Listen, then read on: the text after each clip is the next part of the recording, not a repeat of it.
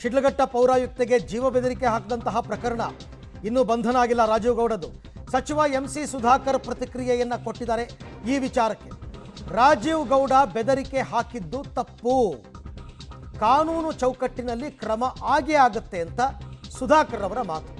ಪೊಲೀಸರು ರಾಜೀವ್ ಬಂಧಿಸುವಲ್ಲಿ ಯಶಸ್ವಿ ಆಗ್ತಾರೆ ಅಂತ ವಿಶ್ವಾಸದ ಮಾತುಗಳನ್ನ ಹಾಡಿದ್ದಾರೆ. ಬೆಂಗಳೂರಿನಲ್ಲಿ ಸಚಿವ ಎಂಸಿ ಸುಧಾಕರ್ ಬಂಧಿಸಬೇಕು ಅಂತ, ಮುನಿಯಪ್ಪ ಬೇಡ ಅಂತ ಏನೋ ಇದೆ, ಅವರವ್ರ ಪಕ್ಷದ ನಾಯಕರಲ್ಲೇ ನಡೀತಾ ಇದೆ ಭಿನ್ನಾಭಿಪ್ರಾಯ ಅಂತ ಮಾತುಗಳು ಕೇಳಿಬರ್ತಾ ಇದೆ.